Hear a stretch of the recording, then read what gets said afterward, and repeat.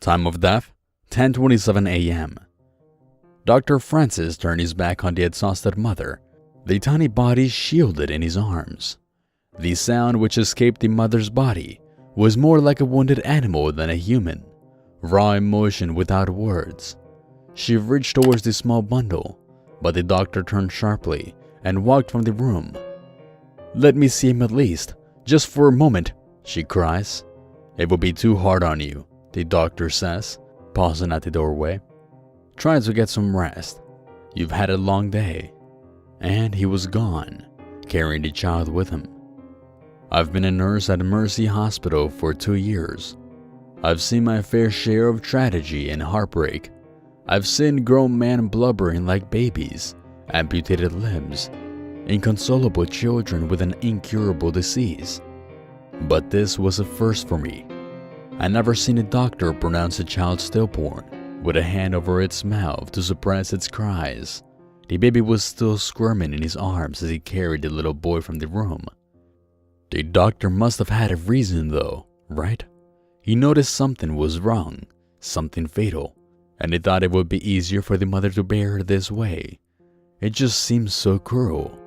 I had to confront him on the hallway outside. "Where are you taking him?" I asked. "B1. "The morgue?" A feeble cry escaped the child's lips, but it was drowned out by the swelling wail from inside the veterinary room. The doctor wrapped the tiny form in his lab coat and hustled off at a quickened pace. "You can't seriously." "I could have you fired, you know." Dr. Francis said it as casually as though commenting on the weather. "All I have to do is tell the administration about the time you molested an unconscious person. That never happened. What you're doing now, though? Just your word against mine, then, isn't it?"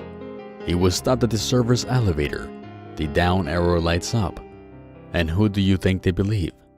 A lifetime veteran and beloved family doctor, or some sketchy nurse trying to save his own skin? The elevator opened, and he stepped inside. He readjusted to tuck the bundled child under one arm. I tried to enter with him, but he blocked my path. "Don't be an idiot, okay?" he said. "You can trust me. I know what I'm doing." Yeah, because stealing a child and threatening an innocent witness is totally trustworthy behavior. This is for their own good, them and their parents. Them? How many are there? He grinned as the door closed. The shifting light seemed to highlight his teeth into something like a snarl. The elevator whirled down. I helplessly mashed the down arrow, but there was only one shaft, and I'd have to wait. I sprinted to the stairs instead, racing against my own morbid thoughts. The door exiting the stairwell to the basement was locked. I fumbled through my keys. I've never needed to go down here before, and I couldn't remember which one opened the morgue. I heard a child cry on the other side. Was I too late? Was he already killing it? My fingers were shaking enough that even the right key wouldn't fit. Deep breath, concentrate. Another cry, muffled and distant this time. Then, the key slid in and I flung open the door. The morgue was still and quiet. There was no sign of the doctor. I searched the room for several minutes, but the cold dead air seemed to mock the very possibility of what I've seen. I would have given up and left soon, but a rattling sound froze me in place. It was coming from inside one of the body drawers. It was beginning to open from the inside.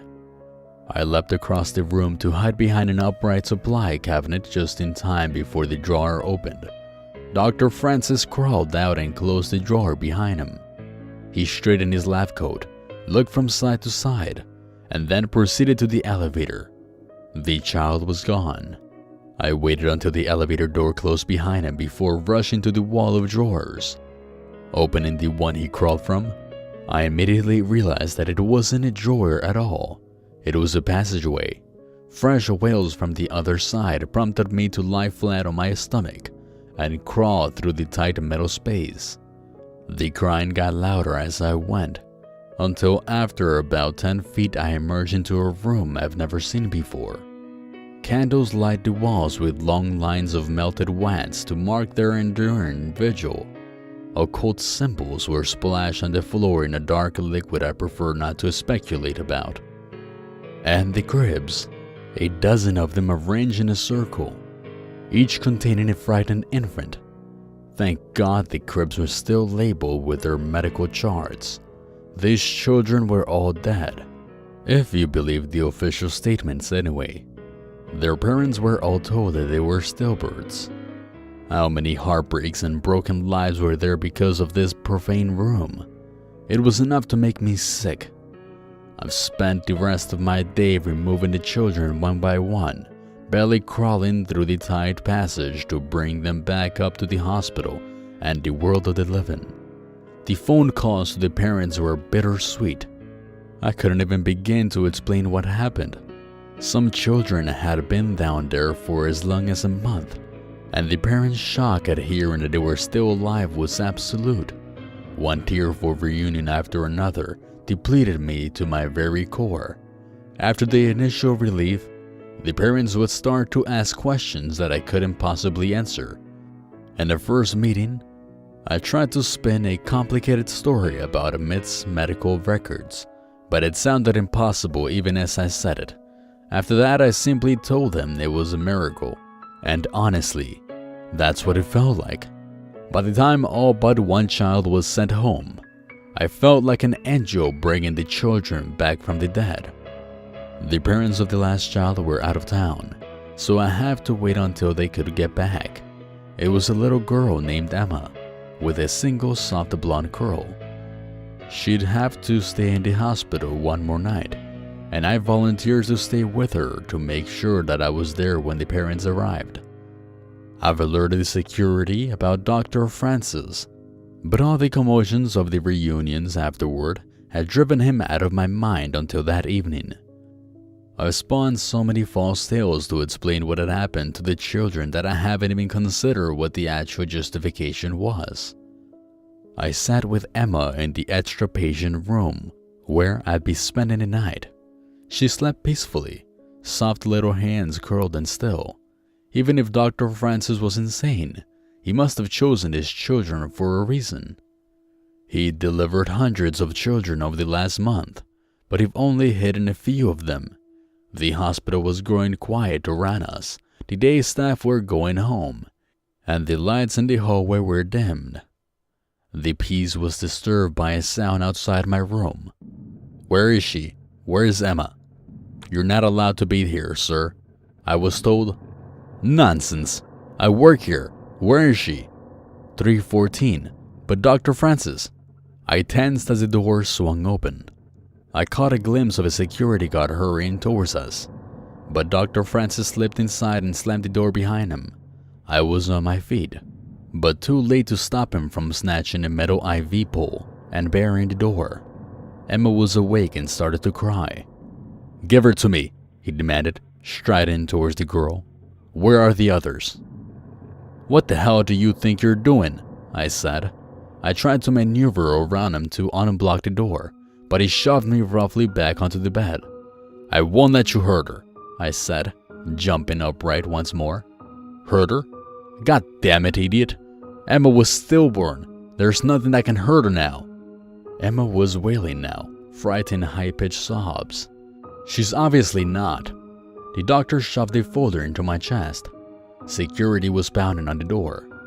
Francis wasn't moving towards Emma anymore, though, so I allowed myself the time to look inside the folder. "Where are the others? Don't tell me you—" "I sent them home," I said. "They were obviously happy, healthy, living." I was staring at a set of x-rays, but I didn't understand what I was seeing. The outline looked like a child, but there was something like an eel or a snake coiled tightly within, filling the entirety of the body. Emma wailed louder as the door rattled harder. "Can't you hear how scared she is?" I demanded. "You've got to stop this."